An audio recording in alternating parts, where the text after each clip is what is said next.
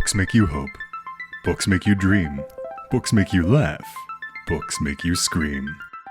This is the Books That Make You show. Discussing books with authors and experts, unraveling the inner pages of all the books that help make us who we are. Hosted by Desiree Duffy. It is time for us to have a bookish good time. Welcome to Books That Make You. I am Desiree Duffy, your host. Today, we're talking about books that make you want to experience Hollywood. Yeah, Hollywood, California. It's a magical, sparkling place filled with all the beautiful people. The land of stars and celebrities, where all the magic happens on the big screen, or the little screen, on the stage, and so much more. There's bright lights and lavish parties, a boulevard brimming with all of these dreams that are just there for the taking. Endless fun nights for all, right? That's what it's all about. Well, what if I told you that Hollywood has a dark underbelly that is completely different from the place that you might have imagined? Growing up there, that's a totally different story if you're living right under that Hollywood sign. I mean, it might sound amazing and magical to an outsider, but when you read the stories of someone who actually lived it, you're going to walk away with a totally different perspective. Tara Botel Doherty was somebody who grew up that way. And in an homage to her upbringing, she wrote the book Growing Up Hollywood. It's a collection of short stories. Each one is a snapshot into the life of two young girls. They're fictionalized versions of Tara and her sister who see Hollywood land in a totally different light. Tara, hello and welcome to the show. Hello, Desiree. Thank you for having me. Oh, my pleasure. Thank you for being here. So tell us a little bit about your book, Growing Up Hollywood. Well, Growing Up Hollywood, it's a short story collection, which is the backstory, because I'm actually writing a trilogy about these sisters. But this starts the anchor of these two young ladies who are growing up in Hollywood in the 1970s, in a time when life was freer and there was just so much out there on the horizon. There was a tarnish to Hollywood, but these girls thrived and survived in it. And so this is the story of Annie and Gracie and how they're watching the breakdown of their family unit, but how they're learning to go out there and look at the pictures of every day. The Musso and Frank and the Swensons and the Pussycat Theater and all of the iconic places on Hollywood Boulevard. These girls go into every day and it's just like their backyard. And so these stories talk about their experiences and the people they see and meet. And it's just a wonderful vision of Hollywood in the 1970s. I love that juxtaposition that you have too, because while there's a Hollywood premiere happening, there's this entire life of two girls growing up in a normal yet very abnormal way. And I think sometimes if you've grown up in middle America, maybe you're from the Midwest or even the East Coast, all around the world, we see Hollywood in just this totally different light. But when you're there, it's a completely different thing. And I'm curious, I know that the girls in the book are fictionalized, but how close are they to you and your real sister? They were the prototype. They were the idea for these two girls. And I took the basis for them, but then I was able to make the girls grow in different directions and have experiences that my sister and I didn't necessarily experience. So I was able to fictionalize it, but they're such great characters and these girls have such great insight and compassion and love for the world that I was just able to sit there and go even farther with it than what my sister and I really, it's just a tale of these two girls enjoying Hollywood. And the breakdown of their parents' marriage is just kind of the background of it. But these girls love meeting people. They love going out there. They love the feel of that terrazzo that the stars are put in under their feet on the boulevard. Why is it, do you think, that people from outside of Hollywood, they have this perception of it? Is it because they, that's what they see on TV and the media? Or is it something else? Is it us putting our dreams into a place because we want to put our dreams somewhere? Oh, well, we all want to have our dreams. And then when we have the dreams of Hollywood, everybody wants to live in the land of make-believe. We have our hopes and our dreams. I mean, if we look at how many people who run to the lottery, right, to run buy tickets for the lottery every week, religiously hoping that they'll win, this is the same passion people have for Hollywood. They love to see the pictures that come out. I have friends who have come from the Midwest to live here and who have made careers here because they have always loved the lure and the fantasy and what Hollywood has to offer, the images and the lifestyle. Not necessarily always the one of the super successful, but of the working people, because although there are stars in Hollywood and they're all at the studios, remember, like the character in the book, the father, if someone has to work at the studio, there always has to be a crew to support those actors and actresses when they're there in their fantastic films. So I think that's the whole idea. Yeah, and I think that's something that a lot of people, I guess they realize it, but they just don't know it.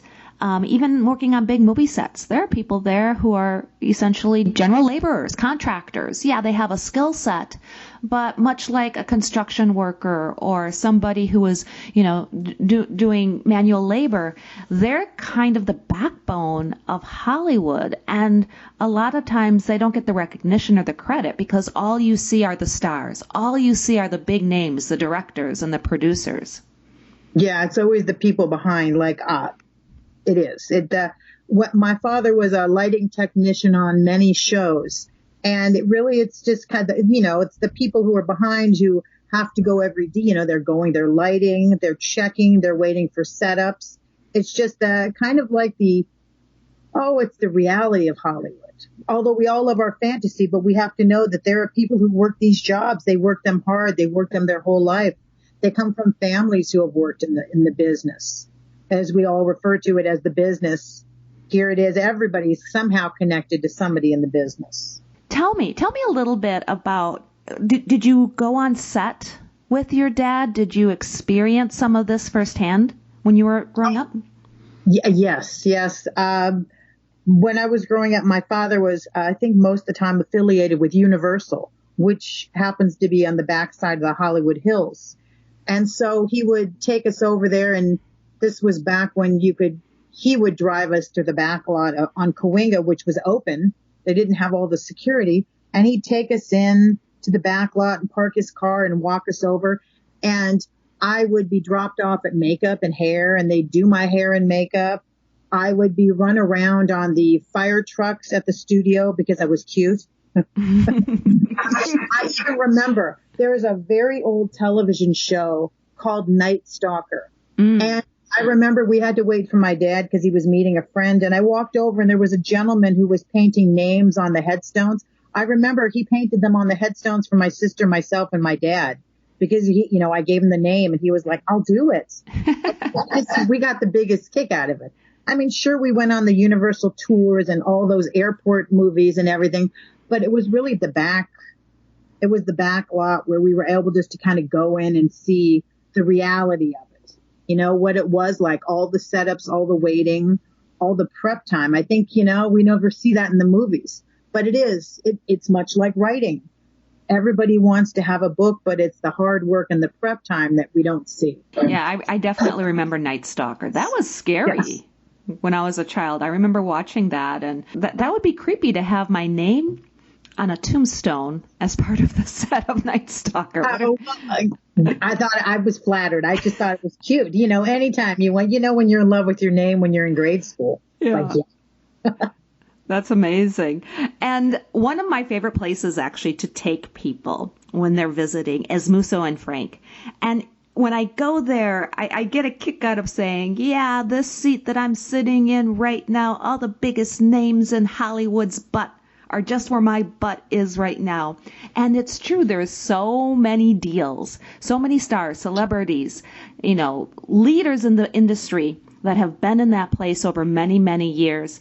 And it's even portrayed in that new Quentin Tarantino movie, the Once Upon a Time in Hollywood. But you were there. You kind of hung out there as a kid. Your parents would take you there. And you had it was normal to you, right? Yes. When I told, it was my boyfriend at the time and now he's my husband, I'll never forget. I told him, oh yeah, my parents would always take us to Musso and Frank as kids because it was up the street from the church where we had our first Holy Communion and confirmation. But I never forget, I told my husband yes, and I always had ham sandwiches.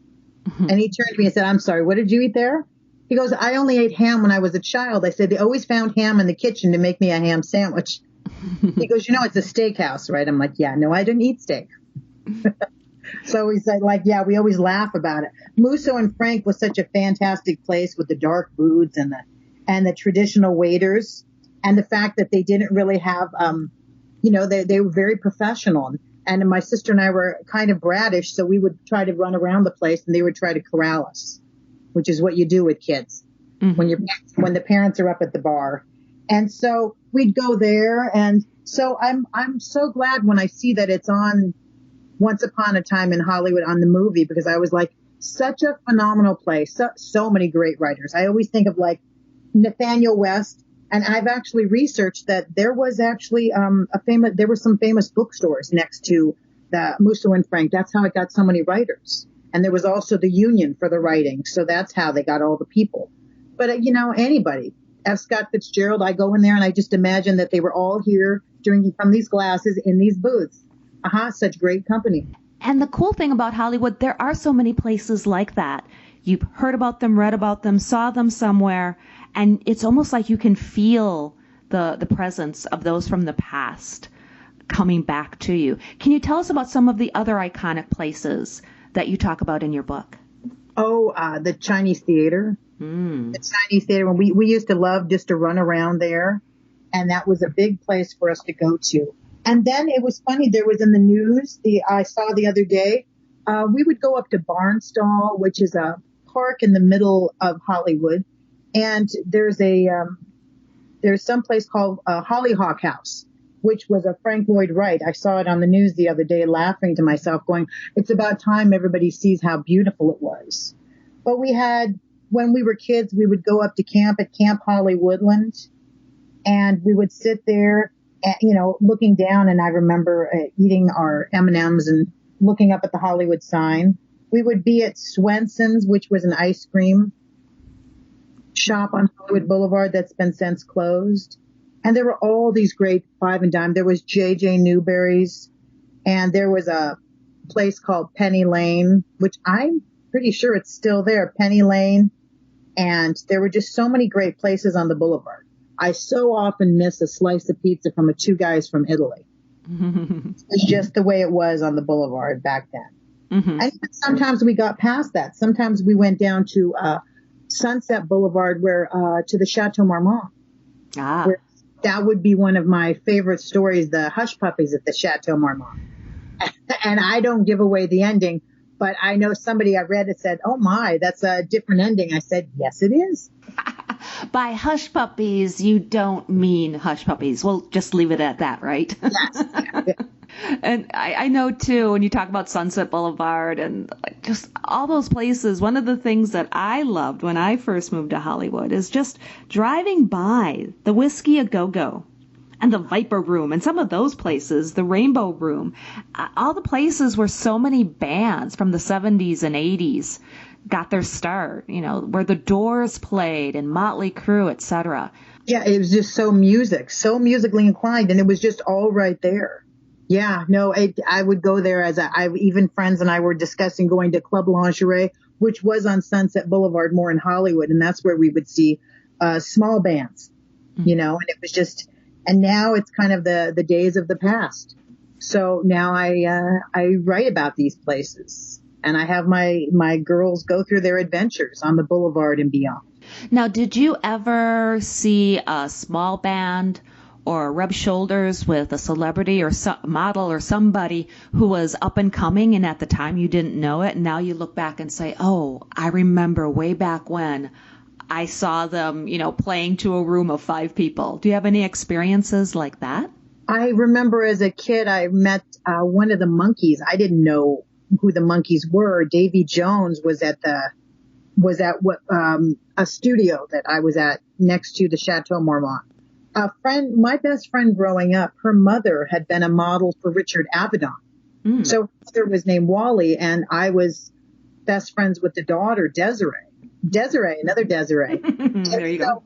Because she was an only child, I would be taken all over Beverly Hills and Hollywood because she was a singleton and needed someone to keep her company, the friend. So I remember going to big houses and then being catered, watched after by, maids and the housekeepers, while the adults went off. That's what I remember. But it was all good. I'd never had somebody making me sandwiches and serving me food. I was like, it was a far cry from my little house in Hollywood. So I was excited about it. But, I was a couple other brushes with celebrities, and my father did quite socialize with celebrities. But now we'll have to look in the book and see what these things have come, what fruition have come of them. Let's talk a little bit about the craft, because one of the things that I adore about the book is the imagery. It's just real and stark, and it makes you feel like you're right there, sitting in that car, riding alongside of you, experiencing everything right there with the children in the book. Can you talk about how you approach writing a scene? I visualize it. I sit there and I have an idea. Well, first off, I'll be honest. The very first thing I come up with is the title. Mm. I always have to have a title. It never changes. It just, and it evolves from my title. But my entire story is an evolution after that. I have an idea. I have a gist of what I'm going to write. And then an idea of what's going to happen. But it doesn't always happen the way I think it's going to occur. So I start out with the seed. I've been in both camps. I believe there is some people who really love to outline to the extreme. With the Save My Cats, that entire series, they believe in firm outlining. And then other people just kind of let their story evolve. I'm like a 50-50. I sit there and I think about what I want to happen, and then the story comes up, but sometimes it'll make a twist. Like, I didn't imagine that this was going to happen. And so I'm never completely sold on what I think is going to happen. And I'm okay with that. I don't think anything is in concrete and finalized till it's printed out. So I kind of let the story go. The girls evolve to where they're going to go. They may remember significant events or certain lighting or being in a parking lot with their parents. A lot with the girls is they'll be in some place and then they'll kind of flash back to some event or some happening that occurred in their life. And so that's kind of what I do with my writing. Now, I have a trilogy, so I've been more along the lines of outlining what I wanted because I was trying to go through the timeline of my teenage girls. So I'm kind of focusing on the timeline and more stores and shops that were around in more like the 80s of Hollywood. So that's kind of, my outlining ends up being almost geographical after a while, because then I can have my characters bounce in and out of areas and streets, and they can experience some of what I experienced. That's really interesting that you do it more from a geographic perspective. And another thing that you do, which a lot of times they say, the air quotes, they are telling you that you should always write from your own experience. How important do you think that is? Well, I think it's important that you should have a working understanding about what you're writing about, but I don't necessarily think that's always the truth. I think that you can familiarize yourself with these concepts, with definitions and what goes on. The internet opens up the world a lot to everybody now. So what people couldn't imagine before, somebody might be able to imagine what one of the side streets of the Hollywood Bowl looks like. And now you can actually go on to Google and you can look at these things. So it really opens up a world. So you can take what you can see, but then you can add your story and your spin to it and your entertainment and the story that you're trying to deliver. Because everybody has a story in them and they just have to write it. And I have that on my website. I'm actually currently creating some free lessons and opportunities for people to look at. It's called Everyone Has a Story to Write. And we all do. And I firmly believe that we can all pick up a paper and a pen and we can say what's in our heart and put it down on paper. I love that. You're absolutely right. We all do have stories within us, many, many stories inside of us. And I admire that you're doing that on your website. So tell me, what kernels of advice do you have for new writers? If they're just starting out, what do you, Tara, want to tell them? Oh, just keep writing. Keep writing. And, they show in today's world, I love the fact that writers have empowered themselves. They are not waiting for agents to discover them. They are not waiting for the big publishing houses to give them lowball offers. People have taken their own destiny into their own hands. And I love that about writers and writing, because I at one time had an agent. I had an agent 20 years ago, 25 years. They took my stories to to New York. And New York picked a more promising opportunity. And I understand completely, because honestly, in hindsight, as upset as I was at the time, Monica Lewinsky was always going to sell more stories than my short story collections. Okay? I could never compete with her. Oh, yeah. And that's the thing, too. There's so many factors when it comes into not only getting your book or your story published or turned into a movie or a TV show. There's so many deals in this town. There's so many possibilities. And why and how something rises to the top and gets made, there's so many factors people don't understand. There's so many great story ideas that I've heard that were pitched and it didn't come to fruition, or having the right person attached to it, or in your case, you were competing with somebody who was a known entity. It's just, there's so many factors in play. You can't predict how something will go. And then sometimes you look at things that get made and you're like, how the heck did sharks and tornadoes become a thing? Right? Oh, I love the Sharknado series.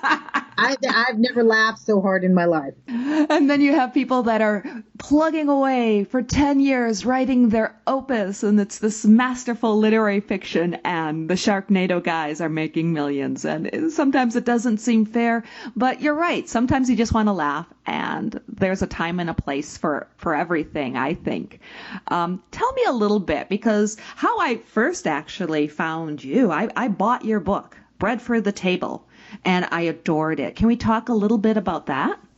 Oh, yes. Yeah. Oh, yes. I will never forget. I do remember I was at that bookie author event, and I remember I said, hey, why don't you walk around and see if there's something else you want? So it's not exactly I'm like a hard sell. I'm like, hey. So Bread for the Table is the story of my character Sage. And Sage, it takes place in Echo Park. So Echo Park is east of Hollywood. And Echo Park has had an extremely large amount of gentrification, and it's a lovely neighborhood. Mm-hmm. And in my Bread for the Table, I have a character who comes to grips with all of the sins of her family. She didn't know all of the problems that her family had. She assumed that her mother had abandoned her after the father had died. And so she finds out that her mother hadn't abandoned her. Her mother was run off by a grandmother. And so kind of in the course of a day, Sage ends up understanding and has a realization that her mother wasn't at fault, and that things did happen, and that her older sister had died, and that she's going to be okay. She gets out of a bad relationship and she ends up surviving. And the funny thing is that my Sage character in Bread for the Table made me think that I wondered what happened to her next. And after or between my writing of all these other events, I'm actually going to write a sequel to Bread for the Table, because I really loved my Sage character. I'm excited. I love Sage too. That's amazing. And I really admire the way that you have these relationships in your writing, and they're so authentic. And I can tell that you're putting your heart and soul into it. So congratulations for just creating characters and people that we love getting to know. Well, thank you. No, I do have a passion, and I'm so happy that I have reignited the passion despite moving to the suburbs and getting married and having a family. And now I'm able to reacquaint with my passion. So it's all good on all fronts now. Tell us again. I know you've got several things that you're working on, and I love what you're doing on your website. Give us a recap. Where can people find you online, find your books, social media? Give us the rundown. Okay, and I am all over now. I'm Twitter at Tara B. Doherty. Facebook, I'm Tara Botel Doherty. My website where you can get the writing advice later this month is taraboteldoherty.com. And lastly, I have gotten myself a YouTube channel, which is Tara Botel Doherty. So I am all over social media. I figured I might as well just embrace it. And the great thing is on the social media, I get to put up there. I put it in my little book video, and I've also got other views of Hollywood. So it's kind of like a place for me to be creative. So it's kind of like my own personal renaissance now. I love that. I love that. And let's spell your name too, just because there's a couple different ways people can spell Tara and Botel. Go ahead. Spell your full name for us, just so people can find you. So Tara, Tara, Botel, B as in boy, Otel, and Doherty, Doherty. Excellent. Tara, thank you so much for being with us. I enjoyed every moment of our conversation. Thank you so much, Desiree, for having me over here to talk. You bet. You bet. And once again, everyone, my name is Desiree Duffy, and thank you for being with us today on Books That Make You. And you can find out more about us. We're on booksthatmakeyou.com. And you can also follow on Facebook and Instagram. Plus, we have lots of fun contests. We have a newsletter that you can subscribe to. If you come to our website, you will see book reviews and articles that feature Tara and her writing. So come on over. That's booksthatmakeyou.com. And until next time, please, all of my friends, enjoy every single book that makes you who you are. The executive producer for Books That Make You is Desiree Duffy. Produced and sound mastered by Phil Giangrande. Engineering by Dave Nabox. Social media and promotion by Bree Sweeter. For more, visit booksthatmakeyou.com.